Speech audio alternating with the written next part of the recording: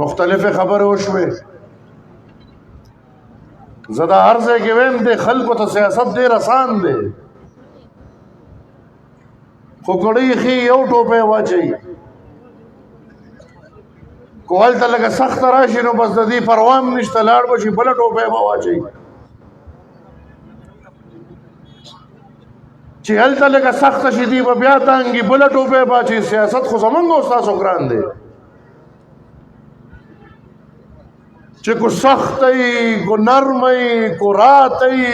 کو دماغی، کو حکومتی، کو هرسی، خدا یو ټوپیم دا دا یو جنډم دا چې ټول عمر د دې لاندې تیرول دی او د دې لاندې قبر ته تلل دي.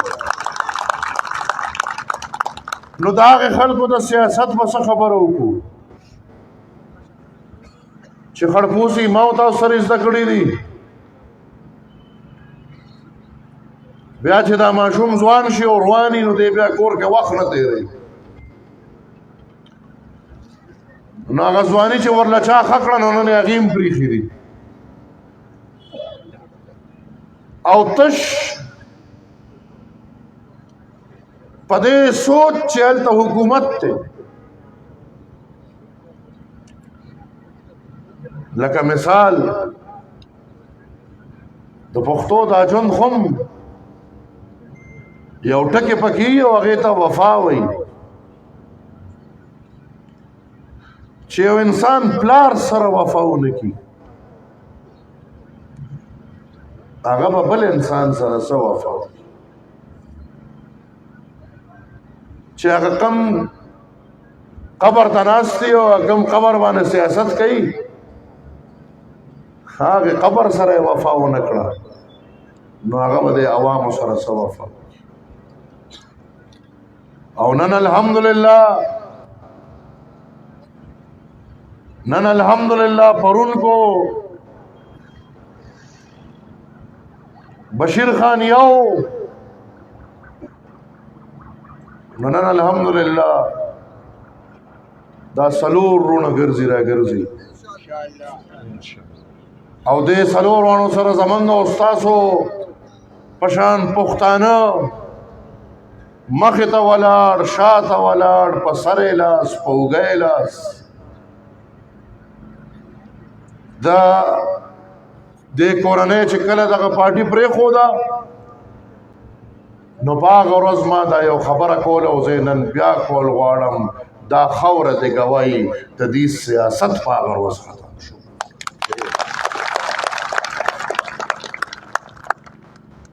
دی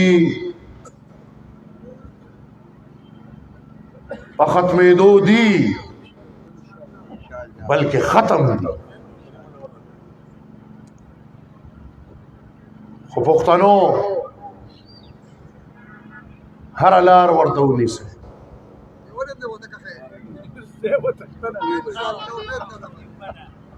هر لار ورته ونیسئ چې ګوره د تېښتې یو روم پیدا نشي او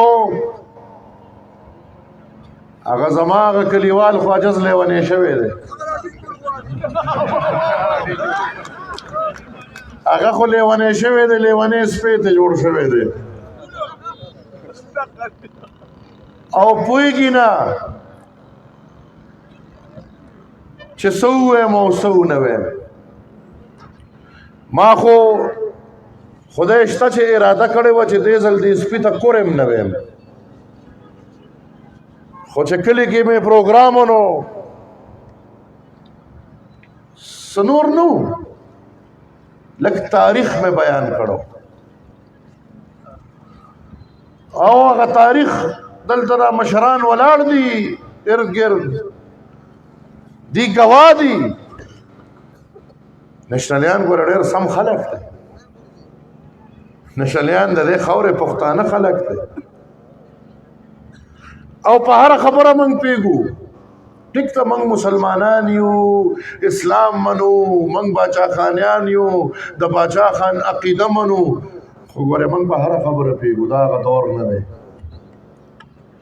د ولی خان بابا خبره وی نو بس ډېر وشو زمونږ دا لاس هم لږ ګرېږي را ګرېږي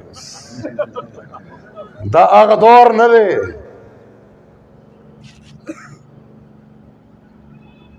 دا یویشتمه صدی ده او د دې صدی پښتانه د عمل رونه ملګري د بابا د تسلسل پیروکار په هره خبره پیږي او په هره طریقه پیږي کو خیاري ځان دې په دې پیږي چې په کومه ګوته یې ګوري په هغې ګوته یې ورسره کتی شي نن داسې کور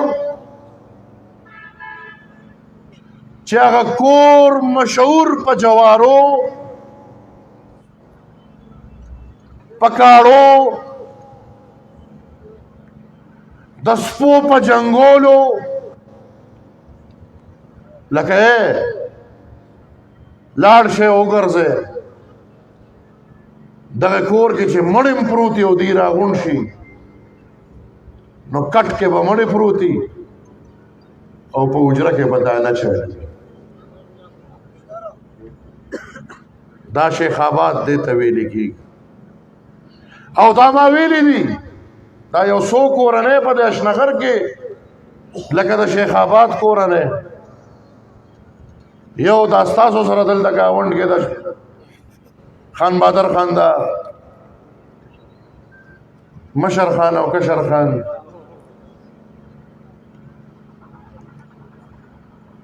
چې کلم د فوج یا د ریاست غلامۍ دپاره ضرورت پیښ شوی دی نو په دې اشنغر کې تاریخي طور دا دواړه کورنۍ دغه غلامۍ ته تیارې ولاړې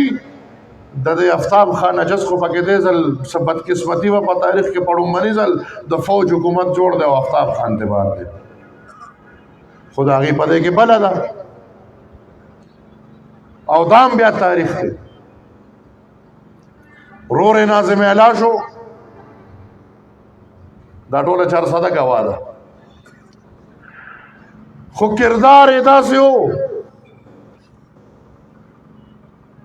چې ناظم اعلی خو پرېږدی د کلي یو جرنل یا کسان کاونسلرۍ ته په مدرېدنه ویلي وی دا خبره ما پبلکلی نه ده کړې او نه زما داسې خبرې خوښي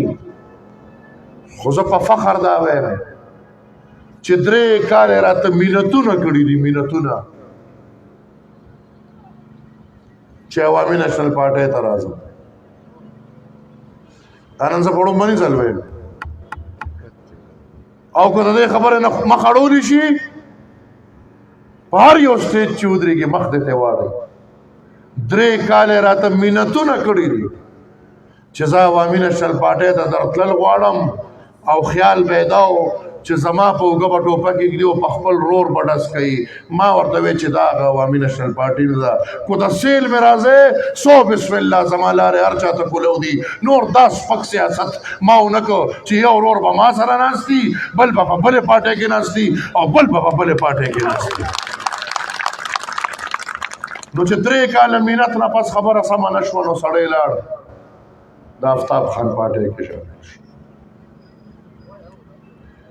د مشرف په دور کې بل رور ایم پی اے و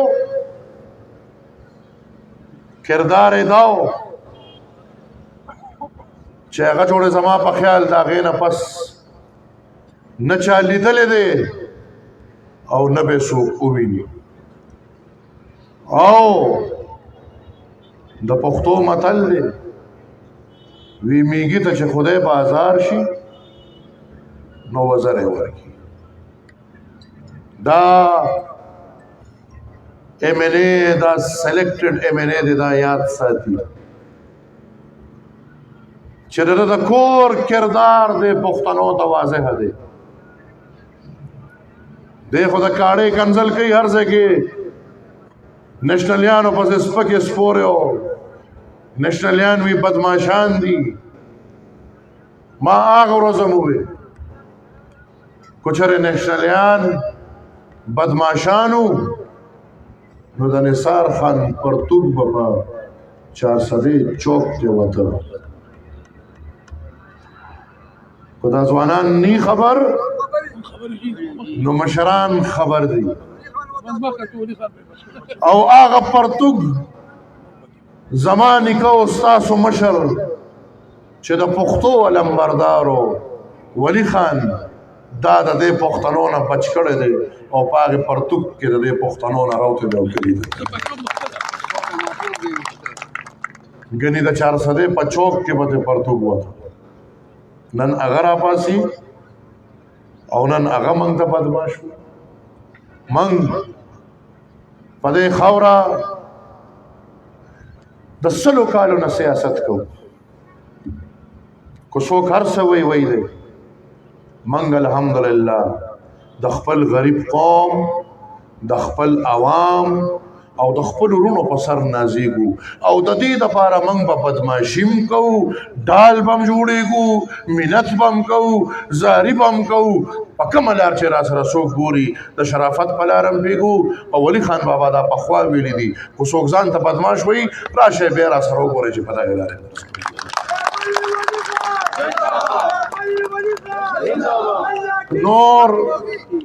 نور د دې خو تاسو لیډره پورې دا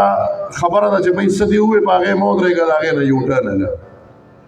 نو زه به په دې وخت دا دعا وکړم چې دا صاحب کمې خبرې کوي الله دې کړي چې دی په دې ودرېږي الله دې کړي چې دی ما ته را مخامخ شي او تش خدای دې کړي چې دی دا سترګې راوچتې کړي بیا به هم خبره وشي چې کله م را مخامخ شوی دی ښه په سړیتوب یې راته سلام کړی دی ښه په سړیتوب را سره میلاو شوی دی او د هغې ځای نه تېر شوی دی نور تقریرونه دي خوله دې ازاده سپی غاپي کاروار رواني په سونو سپي غاپي یو بل سپی هم پکې صحیح دی هم غاپي ګرانو وروڼو په دې وخت جواب به ورله ورکوو ویلج کاونسلو کې ملګري ولاړ دي ټول دلته موجود ما سره به لوس کوي چې د پارټۍ امیدواران تر د تحصیله پورې یو وارې بیا ټول به دا لوس کوي او دا پښتو به تاسو خپل ایم پی اے صاحب سره کوي تیار یې ورته کوي هر حده پورې بابا ستا جذبه چې ګورم نو تیمور خان له به مبارکي ورکړم تیمور خان مبارک ته شه انشاءالله پښتانه تا سره ولاړ دي او تاسو له هم دا ډاډ درکوم چې تیمور خان هم انشاءالله ستاسو دپاره خو زموږ د یو کس ضرورت نشته هغه بلاګان در سره پراته دي چې لکه زارېږې وکړي خو انشاءالله تیمور خان بم ستاسو دا پښتو یاد ساتي او تاسو دا سوچو کې چې دلته تاسو ته کو د بشیر خان څلور زامنو نن الحمدلله هغه پنځه دي یو پنځم هم ورسره دی تاسو ته به تابعدار او په دې ورورولۍ کې ستاسو خدمت ته به تیار زه ډېر په معذرت خو ګران وروڼو ګوره بلدیات بیخي د اسلام او د کفر جنگ نه دی هغه نور کویم مثال هغه خود نه دی خو بلدیات بیخي د اسلام او د کفر جنگ نه دی او زه د علماء کرام ته خواست کوم ډېر قدر یې کوو موږ چې خدای ته وګورئ دین ایمان مذهب په دې خبرو کې مه راولئ مې استعمالوئ نن عالمان چې د چا دپاره لګیا دي او دې لکه وي مؤمن مسلمان ګرځئ زه درته حقیقت وایم چې ګورې وروڼو دا مولا هغه نه دی د چارسدې دا مولا دا ګورې د سود والا مولا دی دا مبارزې والا مضارباتو کو څه شو مضارباتو کو مضارباتو خو یو کیسه وه هغه زه خواندم ویم د ملایانو له هر چل ورځي یو سړی سړی د پیزاره جومات ته ورننوته دی ملا چې وکتل یلکه وي دا څه کوي سړی د پیزاره راننوتی هغه څادر اوچت کوي مولانا صاحب بلوا ته راسره وي خلک ډډې ډډې ته راشه دوی له هره لار ورځي خو خدای ته وګورئ دا سپېڅلی دین مذهب د هر څه نه بالا دی موږ ټول مسلمانان یو او یاد ساتئ چې ګورئ د چا په ډاډ یا د چا په عمل بل نه جنت ته تللی شي او نه دوزخ دا مذهب او دین ستا او د خدای ترمنځ دی ووټ کې ګورې ځان له بیا جنت پیدا نه کې د ووټ د پرچې جنت هم ګورې هېڅ پته نه لګي لہذا زه د عالمانو ته خواست کوم چې خپل ایمان بې ځایه مه خرابوئ داسې سړي دپاره تاسو خبرې کوئ چې هغه سل سوړې لري لہذا منګ ډېر قدر کوو منګ د خپل دین د مذهب ډېر قدر کوو منګ د الله نه بیخي یریږو منګ د خپل رسول سره ډېره مینه ساتو منګ د خپل د الله د کلام د قرآن مجید عالمان حافظان او طالب علمان چې موږ ټول طالب علمان یو موږ ډېر قدر کوو خو سیاست کې دا مه راولئ خپل مذهب بار ته وساتئ او په بلدیاتو کې خدای شته نو ګورې څوک هم جنت ته بوځي بار بار درته وایم ستاسو د لارو کوڅو کار دی نو ملا درته دوا کولی شي کو په دوا بیا ګزاره کولی شي نو ووټ ورکې هغه بیا ګورې کار مار نه کوي به درته یا تعویض کوي یا به دم یا دوا کو کار غواړې نو تاریخ گواه دی چې کار څوک کولی شي عوامي نیشنل پارټي کار چا کړی دی عوامي نیشنل پارټي او د دې عمرزو کور کور او کله کله کوسه کوسه د دې گواہی کوي چې عوامي نیشنل پارټي دلته کار کړی دی ان شاء الله هم په دغه طرز کې به دا کار هم دغسې رواني دا یقین وساتئ چې عوامي نیشنل پارټي دا همت لري چې هر څوک ناستي ستاسو حق ته راوړي شي او دا به در سره انشاءالله لوس کوو چې ستاسو د بچو حق زمونږ د ټولو په بچو حرام هغه هم ستاسو د بچو حق دی او هم ستاسو د بچو زه یو وارې بیا د ټولو مشرانو ډېر مشکور یم د ماته ګوډو الفاظو معذرت کوم انشاءالله په 19 تاریخ به زما د شکیل خان او